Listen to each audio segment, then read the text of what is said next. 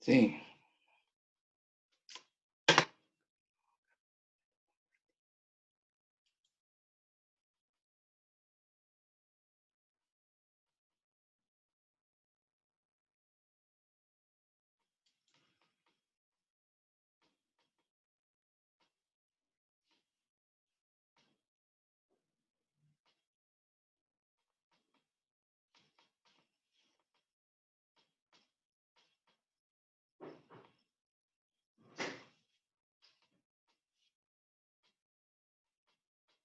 Marco, ¿me ves?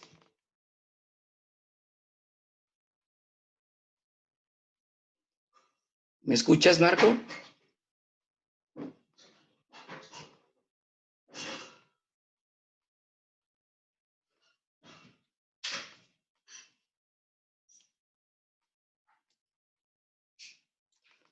No escucho, Marco.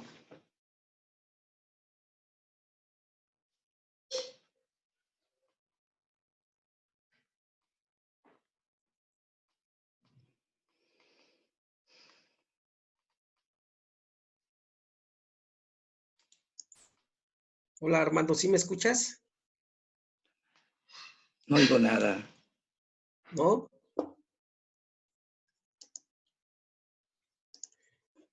Del lado izquierdo de tu menú, yo sí te escucho.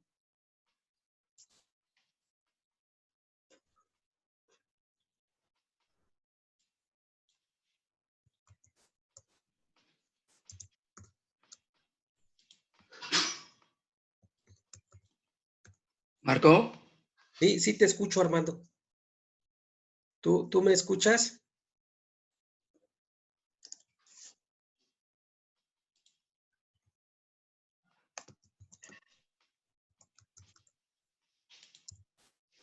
Marco, no te oigo. ¿No escuchas a No te nadie? escucho. Hola, papá.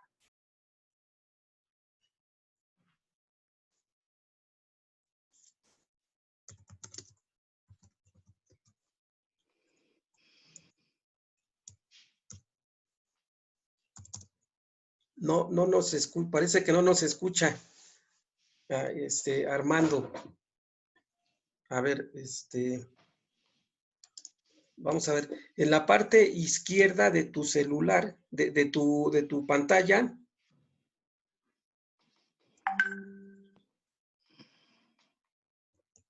Vamos a ver.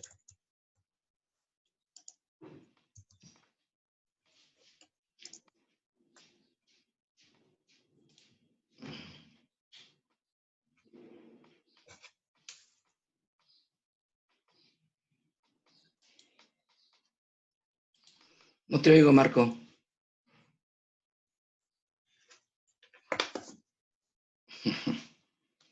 No lo puedo ver.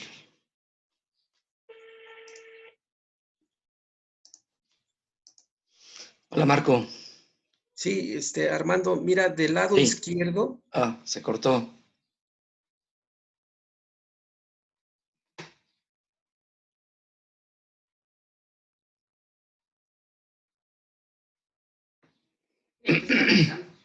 ¿Mm?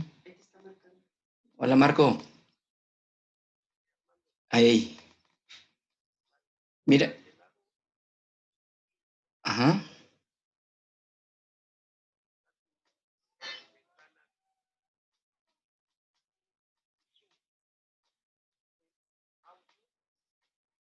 Del lado izquierdo del Zoom.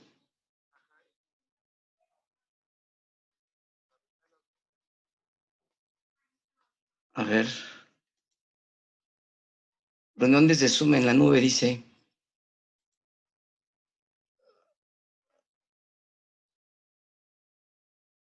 No lo veo. Ajá. Ujú.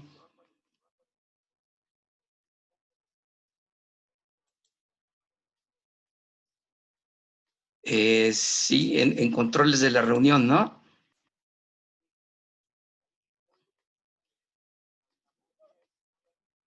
A ver, espérame. Espérame, es que Dice, bueno, dice silenciar mi audio, ese no. Ok, ahí está activado. Luego, detener video, no. Participantes 20, nueva función, reanudar función, anotar, hey, reanudar función.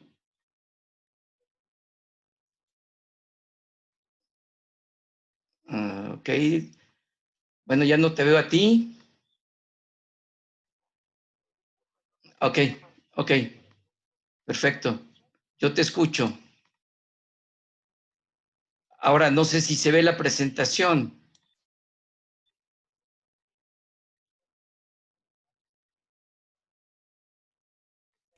Ajá, Sí se ve. sí se ve, de acuerdo. Ok, Mariana, entonces magnifico la presentación, ¿no? Ok. Ahí está, ya.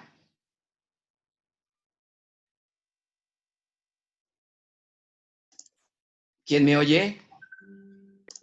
Yo, Mariana. sí, yo sí te oigo. Ok. Bueno, buenos días tengan todos. Les sugerimos, para iniciar la reunión, les sugerimos apagar cámaras. Marco, Y sí, sí, Marco, no te sí. oigo. Ah, no, ¿a mí no me escuchan? No te oigo, Marco. ¿Me escuchan, Mariana? Sí, a Marco, Marco no te sí, oigo. Yo también escucho. ¿Alguien me oye? sí. Sí,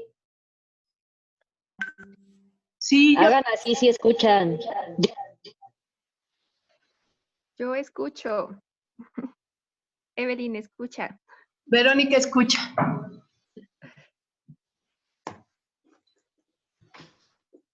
Parece que todos te escuchamos, Armando. Hola, Marco. Hola, sí, todos te estamos escuchando. Si quieres, empezamos así y ya cuando termines, ya las preguntas yo te las voy pasando. Ok, porque no escucho nada. Bueno, entonces, Iniciamos entonces. sí, les presento al doctor Armando Pérez Torres.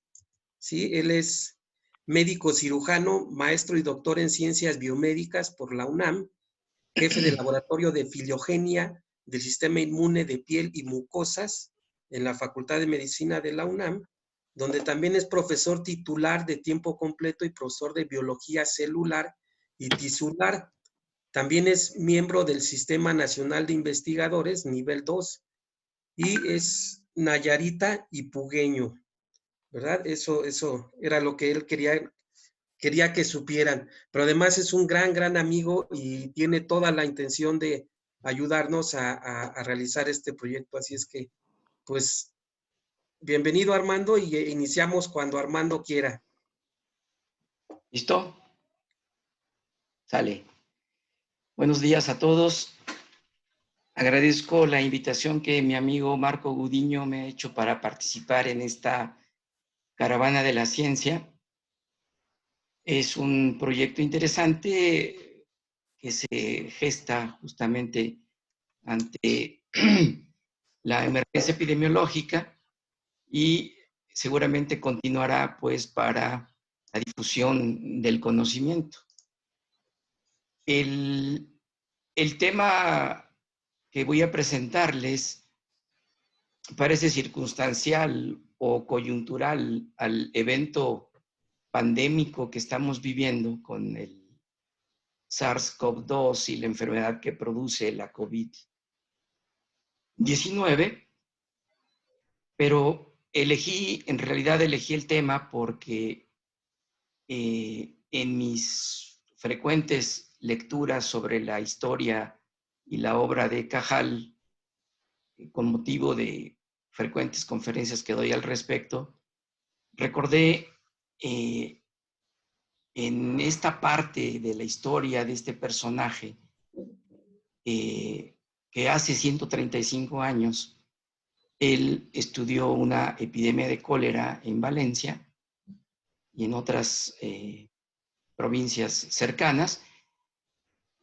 y que lo que relata de hechos, de conductas, de actitudes en la población, en la comunidad médica, en los políticos, me hizo recordar lo que estamos hoy viendo, tanto en la sociedad como en los que dan la información a través de los medios, que no siempre es exacta, está plagada de y que está frecuentemente mediada por alguna circunstancia ideológica. De manera que me pareció pertinente traer a cuento la historia de este periodo que no duró más de un año en la vida de Cajal estrictamente, pero que lo acompañó toda la vida, como vamos a ver. Entonces, muchas gracias a los participantes. Esperemos que sea de su interés y nos vemos al final para sus preguntas. Bueno, ¿quién fue Santiago Ramón y Cajal? Es un español universal que fue galardonado con el Premio Nobel de Medicina y Fisiología en 1906, junto con otro sabio italiano, Camillo Golgi, por haber descubierto o descrito la estructura y las conexiones de las neuronas. Aquí podemos ver la portada de la conferencia dictada el 12 de diciembre de 1906 por Santiago Ramón y Cajal, en donde explica sustancialmente el resultado de sus investigaciones, que le llevaron más o menos de 1887 hasta prácticamente su muerte, el estudio de la estructura del sistema nervioso. Podremos resumir que no se puede entender las neurociencias actuales y las de antes sin la aportación que Cajal hizo en el conocimiento de la estructura del tejido nervioso, en donde básicamente las dos piedras angulares de su aportación, que son las de las neurociencias, es haber identificado la individualidad de las neuronas, es decir, que las neuronas son independientes una de otra y que no constituyen una red incoherente de conexiones. Y por otro lado, y de manera muy relevante, la descripción, la propuesta de la ley de la polarización dinámica de las neuronas, la cual habla de que la estructura de la neurona está diseñada de manera que tendría una parte receptora de estímulos, una parte integradora y otra parte conductora. Estamos hablando de las dendritas, de los somas o los cuerpos de las neuronas y de los axones. En esta bella imagen, Cajal representa en la parte superior la vía olfatoria desde el epitelio de la nariz. Ustedes pueden ver justamente la porción receptora, la integradora y la conductora de esta primera neurona, lo mismo para una segunda neurona y así sucesivamente hasta hacer redes sinápticas involucradas en la percepción de los olores. Asimismo, en la parte inferior derecha tenemos un esquema de la retina con la misma conceptualización de la polaridad dinámica de las neuronas desde los fotorreceptores, aquí representados con la A y la E, y una serie de neuronas en secuencia para dar lugar al nervio óptico y meter la información al sistema nervioso central. Esas son las aportaciones fundamentales que lo llevaron al premio Nobel. Cajal también es una figura importante para nosotros en la Facultad de Medicina y en particular en el Departamento de Histología, de Biología Celular y Tisular, porque contamos con este autorretrato que está autografiado y que... ¿La marcó? Sí. Buzón de voz. Tu llamada está siendo transferida. Perdón, aquí hay una llamada entrante.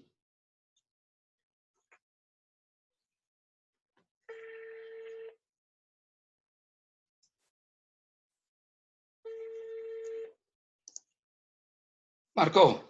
Sí, Armando, lo que pasa es que parece que tenemos allá gente en sala de espera. No sé si haya por ahí algo dentro de tu menú que diga sala de espera.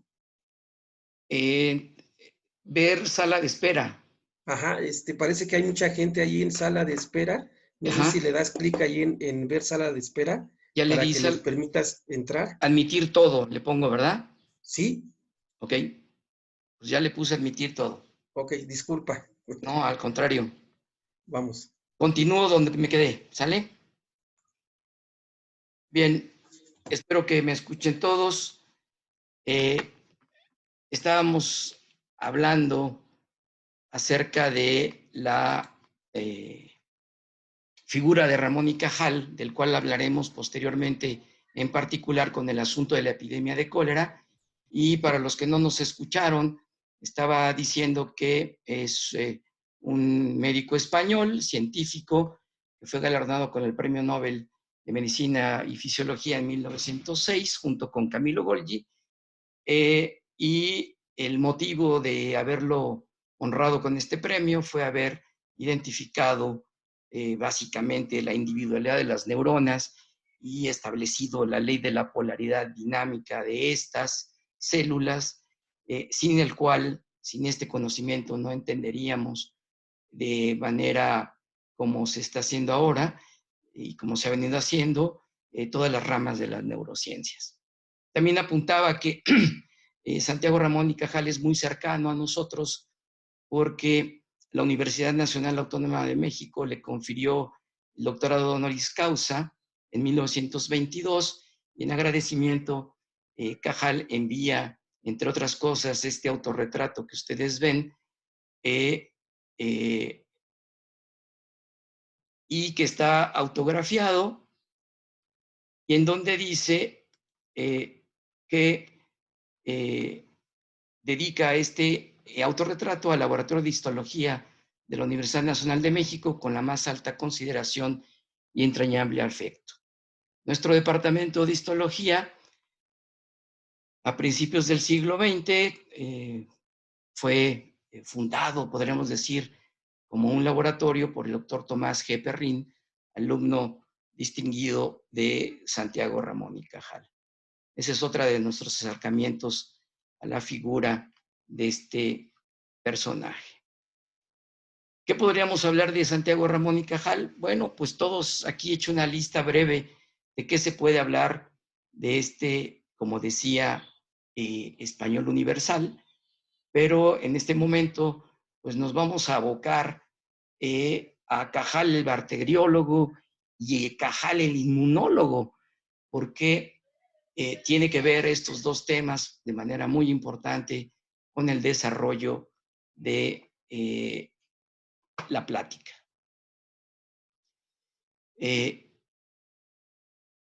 Así que vayamos adelante. Pero no quiero que dejen de ver este asunto de todas las facetas de Cajal. De alguna manera tocaremos rápidamente algunas de ellas, pero nos vamos a centrar en Cajal bacteriólogo y Cajal inmunólogo.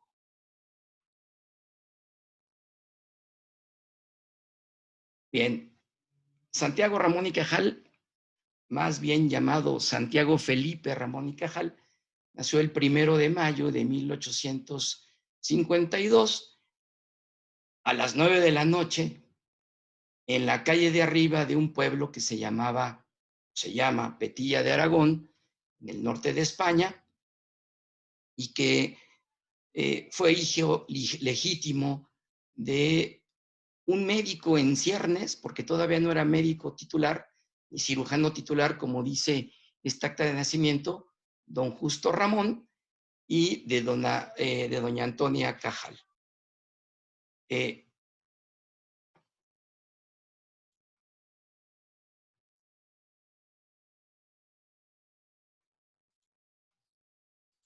Ok. Aquí tenemos una de las fotos, parece ser tomadas por Cajal ya tiempo después de la casa donde nació. Esta es la calle de arriba, así que probablemente habría dos calles, la de arriba y la de abajo, nada más, en un pueblo muy pequeño. Y en este medio es donde nace Santiago Ramón y Cajal le vamos a llamar de ahora en adelante, y donde permanecieron no más de 2 años. Aquí están sus padres, don Justo Ramón Casasus, que a la postre sería un médico reconocido, gran anatomista, con una memoria prodigiosa y que ejerció una influencia muy importante en la vida de sus hijos y en particular de Cajal, quien reconoce a su padre como uno de sus más importantes moduladores y modeladores de su vida. Y bueno, tenemos a su madre, muy querida por todos sus hijos, doña Antonia Cajal Puente. Esto que estamos viendo en este momento es el norte de Francia y en colores tenemos verde, blanco y rojo, amarillo y azul, los sitios en donde la familia Cajal estuvo migrando en diferentes pueblos, pues buscando el sustento. Podemos ver cómo en Huesca Cajal cursa la secundaria y el bachillerato, y es en la Universidad de Zaragoza, de la ciudad de Zaragoza, donde cursa la carrera de medicina de 1869 a 1873. Vale decir que en todo este peregrinar, pues Cajal mostró ciertas actitudes infantiles que podríamos considerarlas en este momento como muy rebeldes y hasta delincuenciales, pero destacaría algunas de ellas que al padre le constituían un problema. Por ejemplo, aquí en esta diapositiva, ustedes ven dibujos realizados por Cajal antes de los 14, 13 años, y se distinguía por esto que él llamó en algún momento la manía pictórica, es decir, el afán y las ganas de dibujar cuanto persona, casa, en fin, escenarios quería dibujar. Y aquí tenemos otro ejemplo de la calidad de los dibujos de Cajal, una característica que le va a ser muy importante en todos sus trabajos como médico, como anatomista, como científico. También tuvo otra manía que él llamó la manía gimnástica, en la que se dedicó al fisicoculturismo, y esta situación no es menor porque, como veremos, Cajal fue médico militar en Cuba y él atribuye el haber sobrevivido a una disentería muy severa y al paludismo al haber tenido una buena masa muscular. Aquí tenemos unos ejemplos de los dibujos anatómicos de Cajal que hizo una vez siendo estudiante de medicina. Son dibujos anatómicos de gran formato, originales para su época. El gran formato me refiero que la mayoría de ellos mide alrededor de 1,40 por 60 u 80 centímetros. Están al óleo o combinación de técnicas, pero lo destacable de esto, además de los excelentes dibujos, es la capacidad de disección que tuvo Cajal en su carrera de medicina. Saliendo de la carrera de medicina, a los 22 años, pues se enrola en el ejército español para ir a Cuba. Aquí está representado en rojo los sitios en donde se daban las operaciones militares principalmente. Era pues un intento de Cuba de independizarse de España. Cajal fue como médico militar, y bueno, lo envían a una zona cercana a la parte noroccidental de Cuba, en La Manigua, y ahí adquiere o es infectado con el paludismo y se enferma de manera muy importante del tubo digestivo, teniendo unas diarreas impresionantes que casi entre las dos lo llevan a la muerte, motivo por el cual solicita su baja y es regresado a España.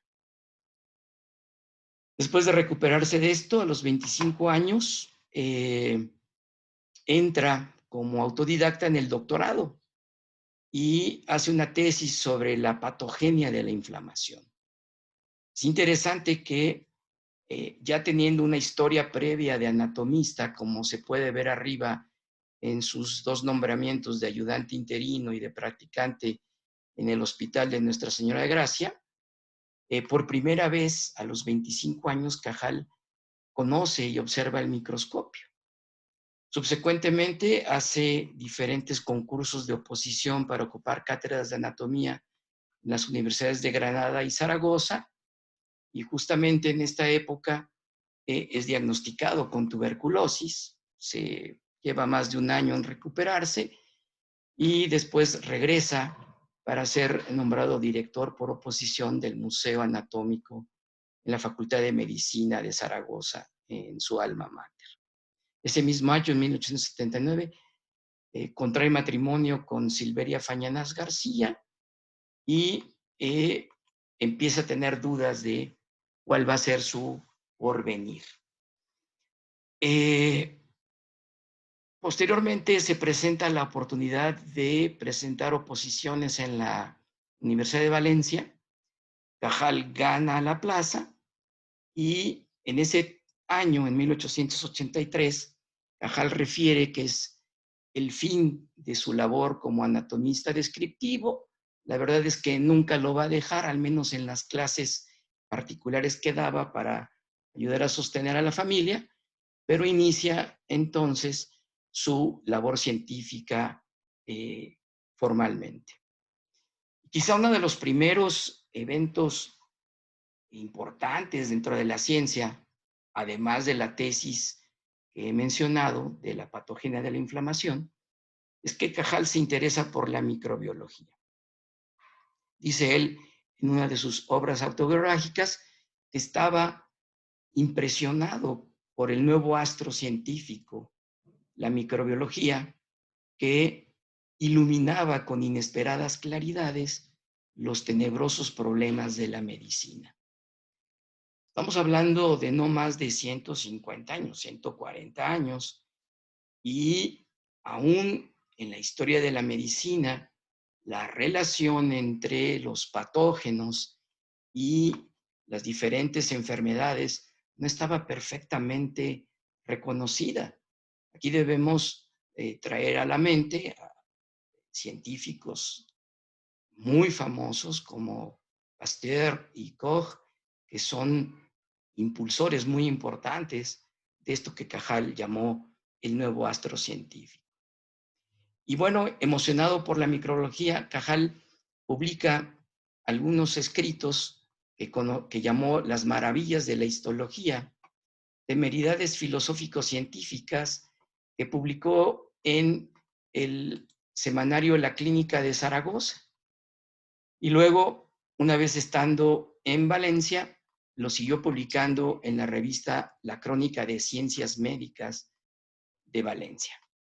Interesantemente, firmaba estos documentos con el seudónimo del doctor Bacteria. No era menor el asunto, porque en ese tiempo decir que alguien se dedicaba a la histología o a la microbiología, pues no era aceptado de manera muy fácil por la comunidad médica y muchas veces ni siquiera por la sociedad. La vergüenza de que sus amigos le dijeran que su hijo se dedicaba al estudio de las células o de los microbios. Dice Cajal que en estas publicaciones alentaba el buen propósito de llamar la atención de los médicos curiosos sobre el encanto inefable del mundo casi ignoto de células y microbios y de la importancia excepcional de su estudio objetivo y directo. Y dice Cajal en este libro autobiográfico que se llama Recuerdos de mi vida, historia de mi labor científica, de 1901, dice, y cedí durante algunos meses a las seducciones del mundo de los seres infinitamente pequeños. Fabriqué caldos, teñí microbios y mandé construir estufas y esterilizadores para cultivarlos. Ya práctico en estas manipulaciones, busqué y capturé en los hospitales de coléricos el famoso vírgula de Koch, lo que hoy conocemos como vibrio cólera, el agente causal del cólera. Y dime a comprobar las formas de sus colonias en gelatina y agar-agar con las demás propiedades biológicas ricas en valor diagnóstico señaladas por el ilustre bacteriólogo alemán. Cajal conoce la obra de Koch en una ocasión en que lleva a publicar una de estas temeridades filosófico-científicas y le pide prestado al editor una de las obras que tiene ahí de Koch, traducida al español. Así que poco antes de que él se involucre en estudiar el cólera, ya había iniciado los trabajos microbiológicos. Y bueno, este inicio lo encuentra con la epidemia de cólera en Valencia, que ocurrió en 1885, llamado el año del cólera, el año de la enfermedad azul también, o de la cuarta epidemia. Esta epidemia mató alrededor de 120,000 personas en toda España. Dice Cajal en esta obra autobiográfica, Recuerdos de la historia de mi labor científica, que eran días de intensa emoción. La población, diezmada por el azote, vivía en la zozobra, aunque no perdió nunca, yo sea en honor de Valencia, la serenidad. Los hospitales, singularmente San Pablo, rebosaban coléricos. Como de costumbre, reinaban entre los médicos la contradicción y la duda. Los viejos galenos, recelosos de toda novedad, ateníanse, en teoría, a la doctrina clásica de los miasmas, es decir, de los olores fétidos nocturnos. Los creyentes en el microbio, jóvenes en su mayoría, recomendaban hervir el agua potable y no ingerir alimento ni bebida que no hubiera sufrido cocción preliminar. Hago una lectura textual de lo escrito por el propio Cajal, pues para darle mejor énfasis a lo que él mismo vivió y no interpretar sus percepciones sobre la situación. Dice Cajal en esa misma obra, atribuyo al uso de agua hervida y demás precauciones higiénicas la inmunidad de mi familia. No obstante, conservar en su laboratorio casero deyecciones de coléricos y cultivos del germen. Aquí debo decir que gran parte de la obra de Cajal, incluso lo que lo lleva al premio Nobel, lo realizó toda esta actividad investigadora en laboratorios que montaba en su casa con sus propios recursos. Por eso, en este momento refiere que aunque en su casa tenía deyecciones de coléricos y cultivos de gérmenes de diferente virulencia, como lo describe, su familia no se enfermó por las medidas higiénicas básicas de hervir el agua que iban a tomar y que no ingirieron alimentos ni otras bebidas que no hubieran sido cocidas o hervidas de manera preliminar. Aquí tenemos una primera lección, ¿verdad? Todo mundo en una intensa emoción, con contradicciones y dudas, con falsas informaciones que van y vienen, con tergiversaciones, y al final, gran parte de la solución está en medidas simples. En el caso de la epidemia del cólera, que es distinta a la que estamos viviendo ahora, por supuesto, era hervir el agua y cocinar bien los alimentos. Estos son autorretratos, fue un excelente autorretratista Cajal, inventor junto con otros de la fotografía de los colores, y tenemos a Cajal con uno de sus primeros colaboradores en un laboratorio de su casa. Aquí siempre se retrataba con microscopios y aquí tenemos 3 microscopios y pues los reactivos que utilizaba, ¿verdad? Y aquí entra otro personaje muy interesante, el doctor Ferran. Aparece en Valencia este hombre, el doctor Ferran, predicando por boca de amigos y de admiradores la buena nueva de la vacuna anticolérica. Es decir, Ferran anunciaba que él tenía una vacuna contra el cólera. Había realizado algunos experimentos en cobayos, en cuyos, y también él mismo se había autoinoculado. Como dice Cajal, había realizado ciertas audaces autoinoculaciones y con esto creyó haber encontrado un cultivo del vibrio cólera, o sea, el vírgula de Koch, que inmunizaba contra el microbio más virulento. Aquí tenemos una imagen del doctor Ferran, más o menos de la edad de Cajal en ese tiempo, unos 33, 34 años, y una imagen fotográfica de la campaña de vacunación que emprendió el propio Ferran. Se dice que más o menos vacunó a unas 50,000 personas en el área de Valencia y en otras zonas de España. Aquí hago un resumen rápido de las impresiones que había en ese momento y que Cajal describe muy bien en sus obras autobiográficas. Dice, la clase médica discutió vehementemente el tema en todos los foros existentes. Hasta había muchas publicaciones que debatían acerca de la utilidad de la vacuna. En el debate había un dualismo irreductible. Unos pensaban que la vacuna era un deplorable error científico o industrial negocio. Otros se entusiasmaron a tal grado con la vacuna que pusieron por las nubes el talento y la laboriosidad del doctor Ferran. Los devotos de este y su vacuna organizaron comités y sociedades para hacer propaganda, fabricar en gran escala la vacuna y gestionar ante el gobierno y otras autoridades los permisos necesarios para aplicarla de manera sistemática en todas las poblaciones afectadas. Y Cajal fue invitado a participar en dichos comités y sociedades.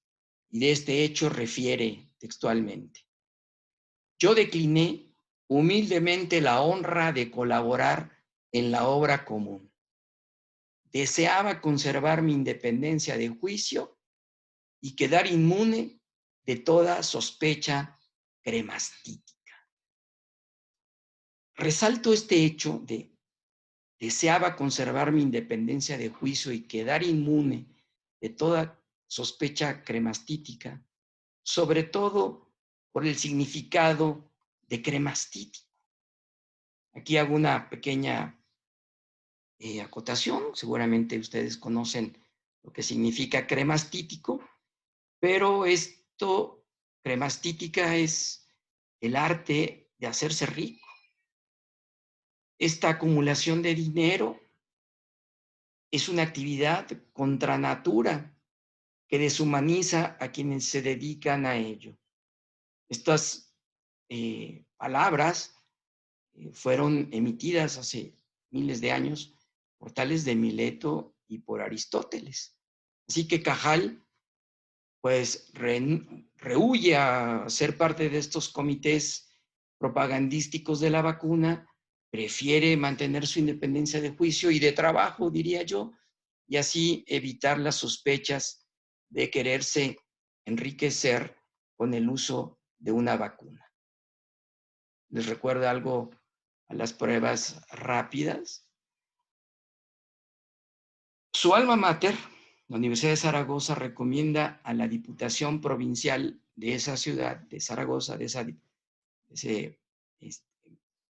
ese lugar, que le encargue a Cajal y a un tal doctor Lite investigar la epidemia y la utilidad de la vacuna de Jaime Ferran.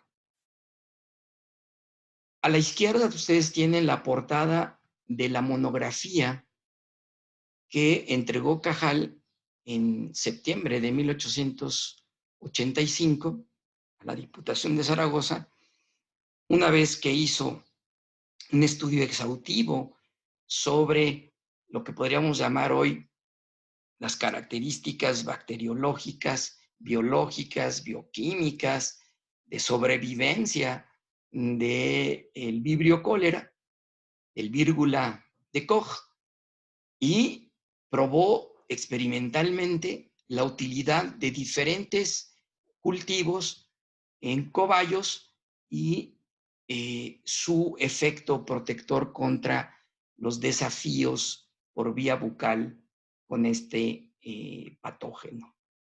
Las conclusiones más importantes están aquí referidas. Cajal confirma que la epidemia tiene un carácter colérico, está provocada por el vírgula de Koch, que la vacuna de Ferran, realizada con bacilos vivos inoculados subcutáneamente, produce fenómenos locales de inflamación severa o incluso diseminación y septicemia, aunque reconoce que puede conferir cierta resistencia a la infección con el vírgula administrado por vía bucal. El coma, también se le llamó así, de Koch por vía subcutánea, no ejerce ningún efecto patógeno a distancia, digamos, en el intestino, pero si se administra intraperitonealmente es sumamente inflamatorio, virulento y mata a los animales. De esta misma investigación deriva un hecho muy importante.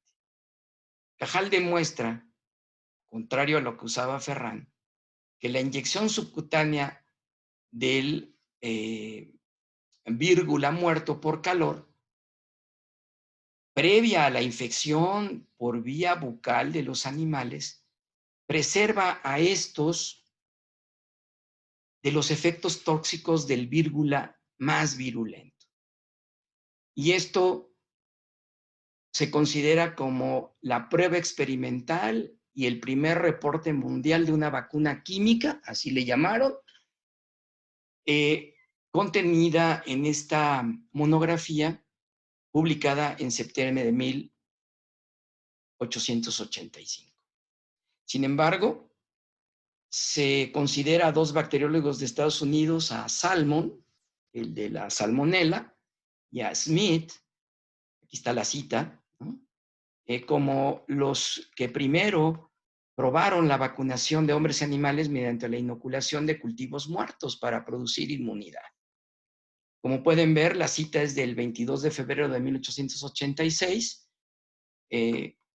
hecho que demuestra, pues, aquí por fechas, que Cajal había reportado lo mismo previamente y que incluso Ferran y Pauli, posteriormente a Cajal, aunque previo a los investigadores norteamericanos, Salmon y Smith, habían anunciado lo mismo, los mismos resultados en la Academia de Ciencias de París, pero el 19 de enero de 1986. Es decir, por fecha de publicación y por ser los mismos resultados, Cajal debería tener la prioridad de la vacuna con cultivos muertos. En esta misma monografía, en este mismo reporte de investigación que Cajal hace a la Diputación de Zaragoza, hay otros hallazgos interesantes que pasaron desapercibidos en su momento, aunque posteriormente fueron corroborados por sabios muy prominentes como Koch. De hecho, Koch rebate en alguna de sus conferencias algunos hallazgos de Ferran sobre la biología del vírgula, lo cual opaca y apoca a Ferran durante muchos años. Y aquí refiero que Mechnikov, digamos, el padre de la inmunología, uno de los padres de la inmunología, ratifica y corrobora que efectivamente se puede inducir una inmunidad en una mucosa como la intestinal a través de inoculaciones subcutáneas. Quizá recordando estos hechos y otros más que ocurrieron en la vida de Cajal, en su libro Charlas de Café, hace esta cita y dice: tener razón antes de tiempo es una herejía que a veces se paga con el martirio. ¿Cuál fue el destino de Ferran? Pues Ferran siguió trabajando por su cuenta, fundó un instituto Ferran, donde siguió produciendo vacunas, pero fue muy criticado porque siempre mantuvo en secreto su método. Y él argumentaba pues que no lo podía dar a conocer porque pues, necesitaba de una compensación para crear la vacuna y para seguir manteniendo a su familia. Ferran vivió hasta el siglo XX, principios del XX, no recuerdo la muerte, pero todavía en la epidemia de influenza en España en 1918-19, Ferran todavía estaba vivo, Cajal obviamente también, y ya veremos que en la conformación de un instituto relacionado con suerología, vacunología y bacteriología, pues es Cajal el que lo encabeza y no Ferran, que había sido más o menos vetado.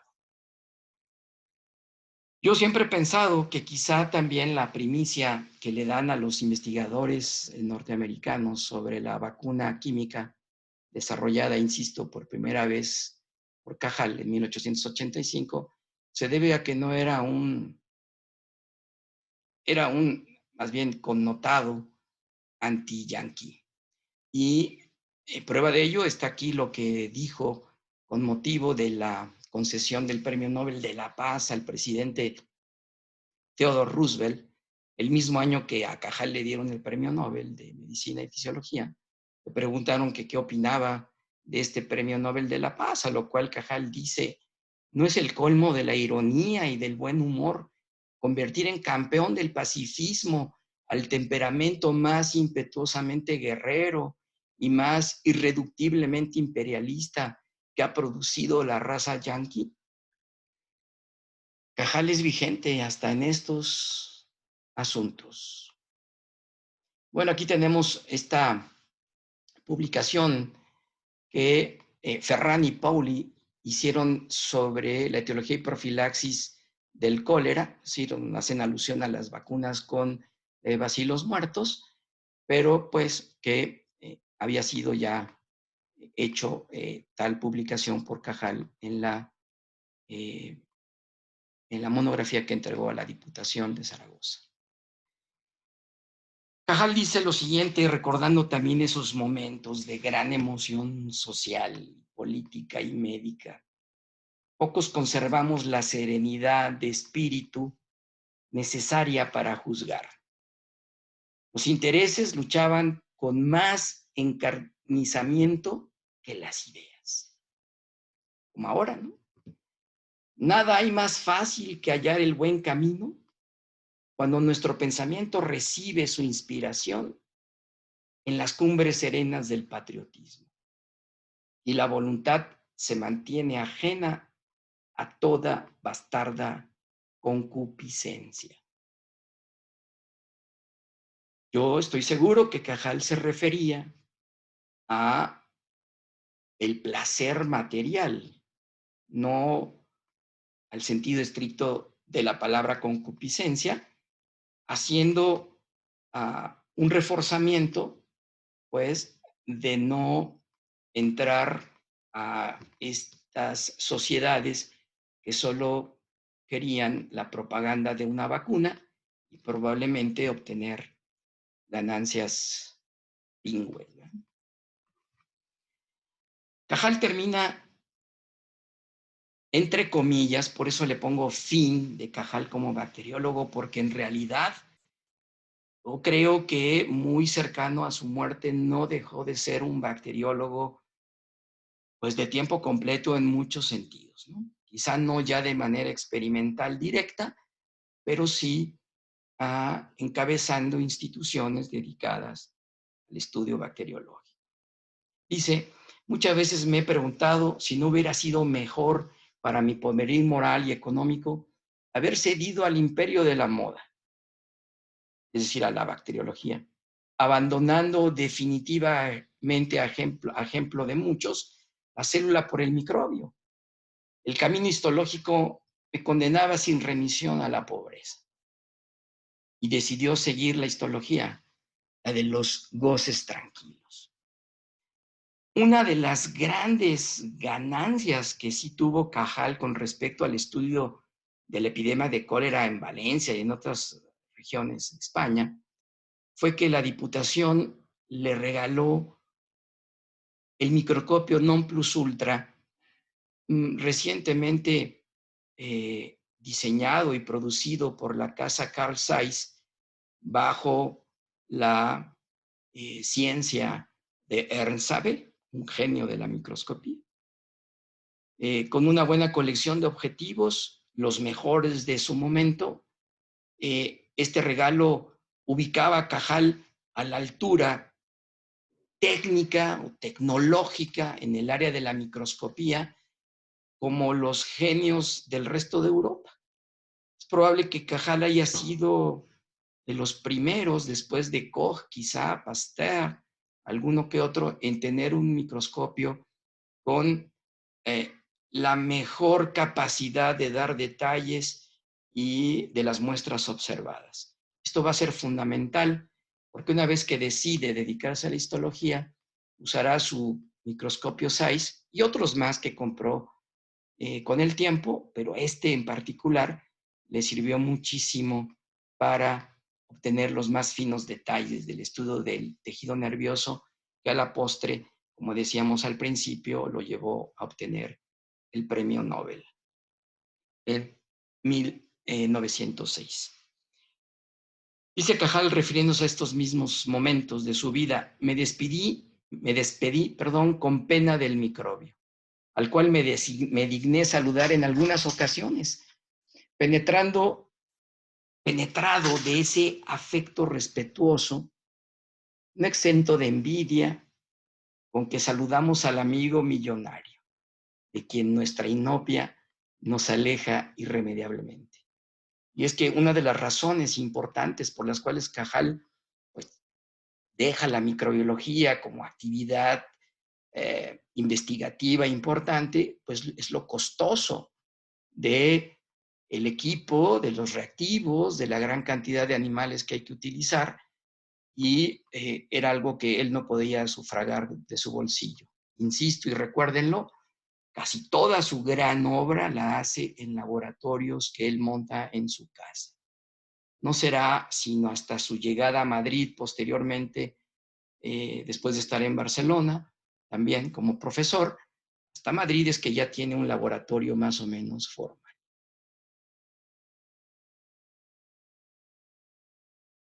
Pero fíjense, se reencuentra Cajal muchos años después, en 1918, como director del Instituto de Sueroterapia, Vacunación y Bacteriología Alfonso XIII, con hechos similares a los que él vio en 1885.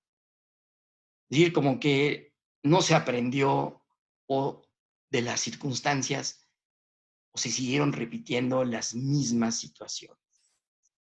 En este libro, que se llama Santiago Ramón y Cajal, bacteriólogo, cuya cita está aquí abajo, se menciona lo siguiente: la gripe del 18 afecta profundamente la credibilidad de la sanidad española. Como ocurre con casi todas las epidemias, al drama de los enfermos se suma la desorganización, los rumores, los ataques de la prensa, la desinformación y el oportunismo político. Lo que hemos estado viviendo, ¿verdad? En este caso, se extiende el descontento y la alarma por supuestas graves deficiencias de estufas, desinfectantes, descoordinación de brigadas sanitarias con autoridades y otras irregularidades. Ramón y Cajal, con su prestigio, fue el encargado de rectificar y desmontar públicamente las sospechas, descartando la etiología pestosa, la de la peste, sospechada inicialmente, y logrando así la calma definitiva de la población. A España se distinguió en ese tiempo, y muy probablemente por iniciativa de Cajal, de que la información no estuviera censurada. De hecho, había una información muy amplia de lo que pasaba con esta epidemia en la población.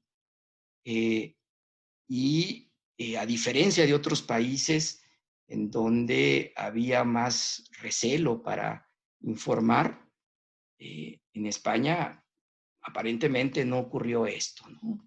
La información era que esta influenza, en este caso la influenza que le llamaron española, aunque no empezó ahí, sino fue justamente por esto, ¿no? Porque España se destacó por informar cuál era la naturaleza de esta afectación a la población. España perdió aproximadamente, nadie lo sabe bien, pero 170,000 personas más o menos. Pero en ese tiempo Italia 500,000, aquí tengo otros datos, Inglaterra 200,000, Alemania 230,000, Francia 200,000, en México no se sabe, pero se calcula que alrededor de una décima parte de la población murió por esa influenza, que quizá mundialmente cobró la vida de alrededor de 50 millones de personas. Y bueno, traigo a colación esto por el hecho de que muchos años después Cajal nuevamente entra a aclarar las cosas ante la andanada de rumores y ataques a la situación, ¿verdad? Bueno, a las autoridades y a la situación que se estaba viviendo, por la situación que se estaba viviendo. Me pareció muy interesante y lo quiero compartir. Es un póster de un teatro en el que dice, ¿no?, que la influenza frecuentemente se complica con neumonía. Es un teatro de Estados Unidos, de Chicago. Y subrayo aquí, ¿no?, lo de váyase a casa y quédese en la cama hasta que usted esté bien. Es decir, es el actual quédese en casa, ¿no? Vaya a casa y haga lo mismo que nosotros, que estamos contribuyendo, le dicen a la gente, haga lo mismo que nosotros, estamos contribuyendo con el Departamento de Salud para contener la prevalencia de esta epidemia. Bien, pues Cajal pues se hace viejo, obviamente, y muere el 17 de octubre de 1934, poco antes de las 10 de la noche, aparentemente por un problema inflamatorio crónico, seguramente relacionado con aquello que desde Cuba adquirió, el cual se recuperó, pero de cuando en cuando tenía recaídas, y dejó pues un legado impresionante, fácilmente o relativamente fácil de acceder por internet a todo ello, y se pueden conseguir aún los libros de Cajal de los que hemos hablado. Quisiera terminar con algunos pensamientos que son aplicables, por supuesto, a la situación actual que vivimos, en el contexto de la plática y en el contexto de la epidemia, y que son opiniones pues, más profundas de Cajal, de cómo ve la circunstancia de un país y que debemos tomar enseñanza. Transcribo aquí lo que dice en puño y letra arriba. Se ha dicho hartas veces que el problema de España, yo le cambiaría aquí de México y de muchos países, es un problema de cultura. Urge, en efecto, si queremos incorporarnos a los pueblos civilizados, cultivar intensamente los yermos de nuestra tierra y de nuestro cerebro, salvando para la prosperidad y enaltecimiento patrios todos los ríos que se pierden en el mar y todos los talentos que se pierden en la ignorancia. Me parece que es una cita contundente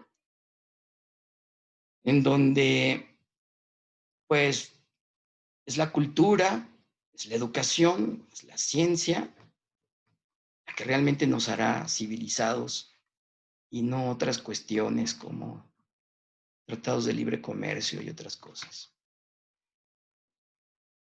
Dice Cajal, refiriéndose a su obra, parte de la cual hemos platicado ahorita: no soy en realidad un sabio, sino un patriota. Fíjense, siempre he evocado el patriotismo, no el patrioterismo que hemos visto durante muchas décadas, sino verdaderamente el concepto de la patria y lo que significa ser patriota. Tengo más de obrero infatigable que de arquitecto calculador. La historia de mis méritos es muy sencilla. Es la vulgarísima historia de una voluntad indomable resuelta a triunfar a toda costa. Muchas gracias.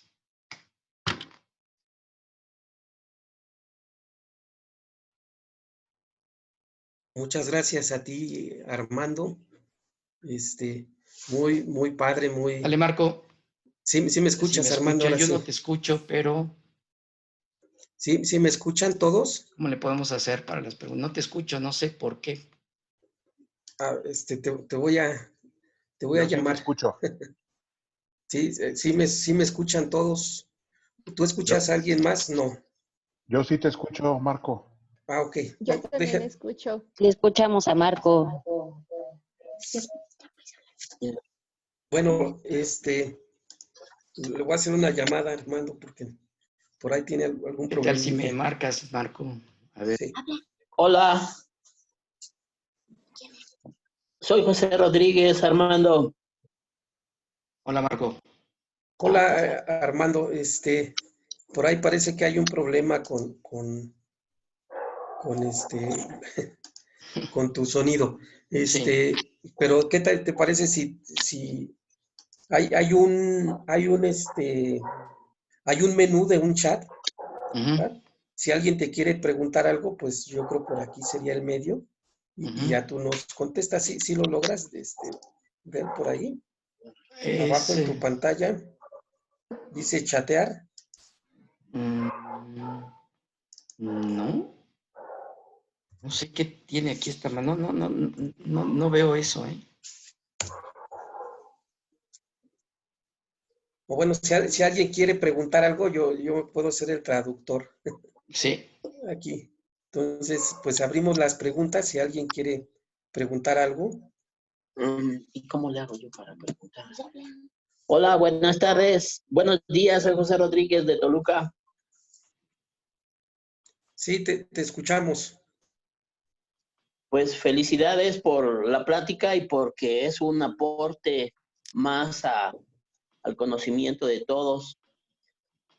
En realidad, como dicen muchas veces, no hay nada nuevo bajo el sol. Y lo que estamos viviendo ahora lo vivieron hace 100 años y ha pasado muchas veces. Felicidades, Armando, por la plática y apoyarnos y ayudarnos a conocer algo más sobre la formidable vida de don Santiago Ramón y Cajal. Sí. No. Y ¿Me seamos escuchas? patriotas. ¿Sí? ¿Me escuchas, José? Sí, te escucho, mi querido amigo. Perfecto. Adelante, pues, muchas gracias. Seamos patriotas, seamos obreros, cada uno de nosotros en nuestra trinchera, y a trabajar duro para que estemos bien. Los que tengan que quedarse en casa, que se queden ahí, como ya lo dijeron hace más de 100 años. Y los que tengan que salir a trabajar, pues adelante y con todas las precauciones. Muy bien. Muchas gracias, José. Te aprecio tu comentario y tú sabes que somos hermanos de sueños y de carrera y deseo que tengas bien sano en la trinchera, ayudando a cuanta persona llegue, y no tengo duda que lo harás con todo el profesionalismo y el patriotismo al que haces alusión. Un abrazo fuerte. Gracias, mi querido hermano querido. te aprecio mucho y me da gusto escucharte de nuevo. Gracias. Hasta luego. Hasta luego, José. Pues ya Parece que escucho medio bien. resolvimos esto, ¿verdad? Sí, sí. Ok, ¿alguien más que tenga una pregunta? A mí me gustaría hacer una reflexión hacia lo último que dijiste, sobre Cajal, donde habla de que el problema es de cultura, ¿verdad? Y él trata de salvar talentos o hace un comentario firme hacia esto, ¿no? Que hay que salvar talentos y ríos perdidos en la ignorancia. Y nos queda muy ad hoc porque, pues, tú sabes, Armando, que, pues, y espero que todos comprendamos un poquito esto, que esta es la finalidad de hacer este tipo de seminarios, para que todos aprendamos y todos podamos ascender a otro tipo de cultura, ¿verdad? Cultivar la ciencia, difundirla y de esta manera, pues, tener mejores resultados como sociedad, hablando de este patriotismo. Sí es. Pues muchas gracias, Armando. ¿Alguien más quiere comentar algo, preguntar algo? Sí, yo. ¿Sí me escuchas, Armando? Sí, Benjamín, adelante. Buenos días, bueno, ya Buenos tardes a días. todos. Buenas tardes a todos. Dos preguntas. La segunda ya la sé, pero quiero ver si con el tiempo ha ido cambiando, para bien o para mal, no lo sé. Pero ahorita voy a, voy a ver. La primera es, ¿dónde está físicamente esta fotografía, la que nos mostraste? ¿Cuál? La fotografía que... Ajá. Físicamente está en mi cubículo, enfrente de mi... Ah, ok. Ajá, perfecto. Tengo ese privilegio derivado de algunas decisiones del departamento, pero finalmente está conservado en mi laboratorio, ¿no? Sí. Bueno, la otra es, ya más o menos sé cómo, ¿qué opinas tú de esta situación de que criticaban a Ramón y Cajal de que quería hacer negocio con lo de la vacuna? Y ya lo hemos platicado nosotros ahí en reuniones que hemos tenido. ¿Qué opinas tú? ¿Sí está realmente, debe de separarse esta situación de que se pueda de alguna manera obtener ganancias económicas, obviamente, para reinvertirlas en la investigación, reinvertirlas en becas, reinvertirlas en un laboratorio bien montado y todo? ¿Qué opinas de esto, Armando? Bueno, déjame aclarar, te entendí algo que quizá es correcto. Cajal no fue criticado por hacer negocio. Él se quiso deslindar, se deslindó Ah, ok. Uh-huh. de el grupo o de las sociedades y grupos que se formaron que impulsaban, que hacían propaganda de la vacuna del doctor Ferran. Seguramente él identificó que había más otro tipo de intenciones que, o sea, venderla, hacer negocio a gran escala. Insisto, parece que Ferran aplicó alrededor de 50,000 vacunas y se deslinda de eso tratando de ser independiente de juicio, como dice, para estudiar el problema de la epidemia, tomando muestras de diferentes cuerpos de agua, de las heces de pacientes coléricos y haciendo muchos estudios bacteriológicos y complementados de manera muy importante con el ensayo de un cultivo de la bacteria muerta para luego desafiar a los animales inoculados por vía subcutánea con bacterias vivas a través de y demuestra que hay una protección, una inmunidad, ¿sí? Ajá. Así que él se deslinda justamente de querer hacer negocio. Yo diría que tenemos muchos ejemplos en la historia de la humanidad y en particular en este terreno, donde los descubrimientos se patentan, se ejerce una actividad industrial y se obtiene dinero. Y también aquellos que no patentan y ceden los derechos para que, por ejemplo, un gobierno haga a gran escala una vacuna o un desarrollo tecnológico de otro tipo. Hay de esas dos. Creo que cada quien debería estar en la conciencia, en su juicio, decidir para un lado o para otro. Yo no estoy en desacuerdo de que pudiera haber un beneficio económico derivado de un descubrimiento, pero que este beneficio económico tuviera una dirección como la que tú propones, que retroalimente el trabajo de investigación. Eso significa mejores laboratorios, mejor equipo, más alumnos, más becas, mejor sueldo. Eso puede ser muy bien. Lo que creo que es criticable, aunque hay mucha argumentación a favor, yo creo para mí es criticable, es que prácticamente de todo actualmente es una patente que limita el uso, que luego no llega ni siquiera a la explotación industrial, y que cuando llega, los beneficios económicos que se pretenden a veces hacen inalcanzables para la gran población ese desarrollo tecnológico.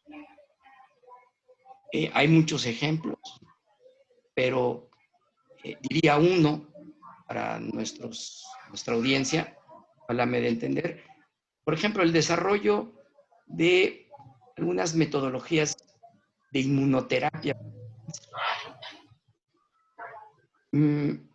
Sé que el descubridor de terapia a base de células dendríticas fue tratado para su cáncer de páncreas, muere 4 años después, un poquito menos, y prácticamente se destina todo el presupuesto del instituto donde él investigaba para desarrollar esta inmunoterapia. Entonces es enorme la cantidad de dinero que se usa. Si de ahí se pretende rescatar lo que se invirtió, bueno, entonces estamos perdiendo el bien público, estamos perdiendo de vista el bien social, y eso no me parece que sea lo adecuado. Me parece que debe haber una responsabilidad que haga que todo descubrimiento, que todo desarrollo, pues permee a la sociedad y que no solo unos cuantos puedan acceder a tratamientos nuevos, a desarrollos nuevos. Esta es mi opinión. Ok, gracias Armando. Gracias. ¿Nada? Yo quisiera resaltar, Armando, una cosa que tú has rescatado y que me parece muy relevante. ¿Cómo medidas tan sencillas como la higiene, o en el caso que tú nos platicas de Cajal, la cocción de alimentos, hervir el agua, en nuestro caso actual, utilizar jabón para romper la cápsula de la proteína viral, cómo medidas tan sencillas siguen siendo más útiles que, por ejemplo, las pruebas rápidas que nos proponía el gobernador de Jalisco. Entonces, yo creo que a veces volcarnos a lo sencillo nos cuesta más trabajo en nuestro pensamiento de vamos a buscar medidas innovadoras, vacunas, qué sé yo.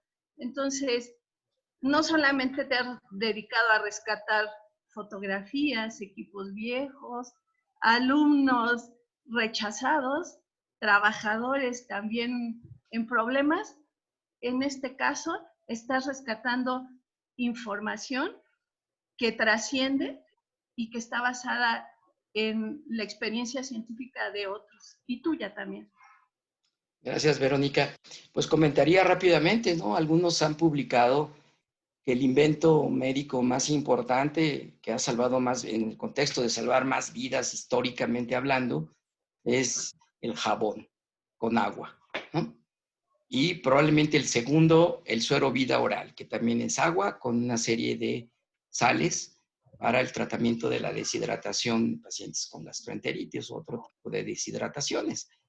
Yo no estoy en contra de las vacunas, por supuesto, o sea, me las he aplicado todas y ya quiero que venga la otra, pero solo o desplazar las medidas de sentido común, básicas, baratas, efectivas a gran escala, que es lo que se está ahorita informando e insistiendo, incluido el quédate en casa, como decía ahí, go home y permanezca en su cama, ¿no? Como decía el póster pues estas son medidas fundamentales, esenciales, no únicas, hay que complementarlas, por supuesto, pero luego las dejamos de lado esperando el gran desarrollo.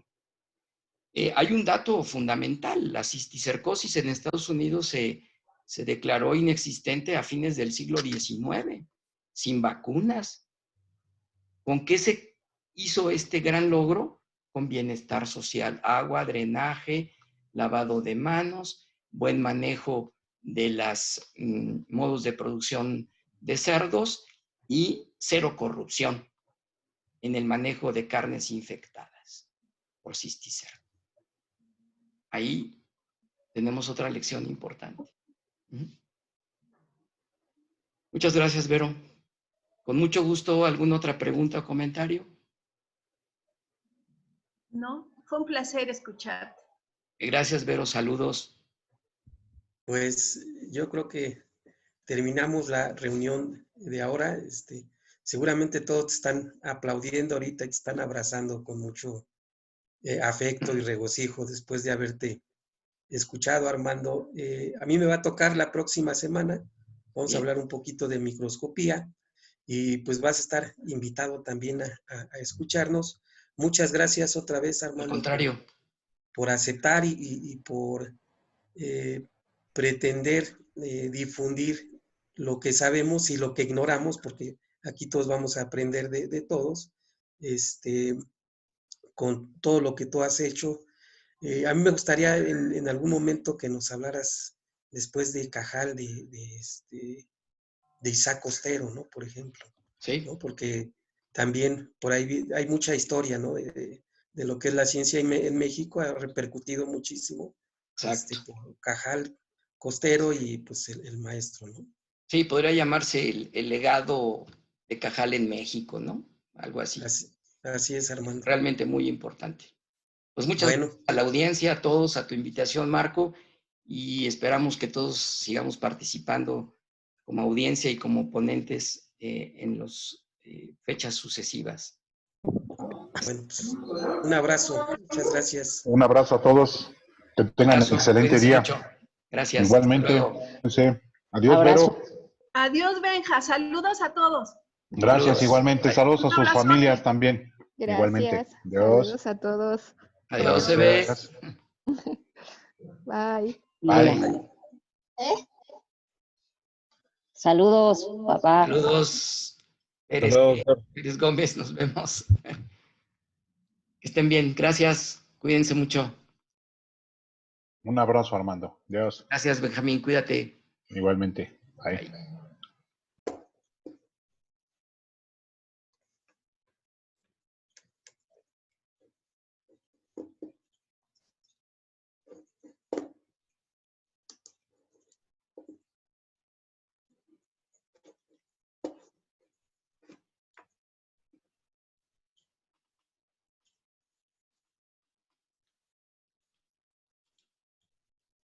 Ya en el momento en el que apagues la aplicación, te desconectas. Ok, déjame en eso. Okay, ¿listo? Un abrazo, Armando. Muchas gracias. No, de nada, que estés muy bien. Cuídate mucho.